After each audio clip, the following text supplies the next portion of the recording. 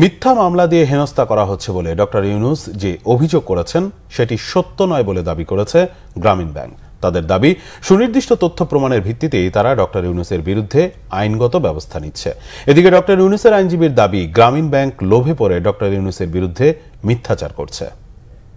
গ্রামীণ ব্যাংক মনে করে একটি দায়িত্বশীল প্রতিষ্ঠান হিসাবে তার এই ভুল বিভ্রান্তিকর তথ্যগুলোর সঠিক জবাব দিয়ে সঠিক তথ্য জানানো একান্ত প্রয়োজন। তিনি যেভাবে ক্ষমতার অপব্যবহার করেছেন, তিনি যেভাবে ক্ষমতার অপব্যবহার করে তার পারিবারিক প্রতিষ্ঠান, তার নিজেকে তিনি অর্থবিত্তে লাভবান করেছেন, সেগুলো দালিলিক প্রমাণসহ এসেছি। উনি কোর্টে যে প্রমাণ করুক, দুদকের কাছে যে প্রমাণ করুক, ওনার সব তথ্য মিথ্যা।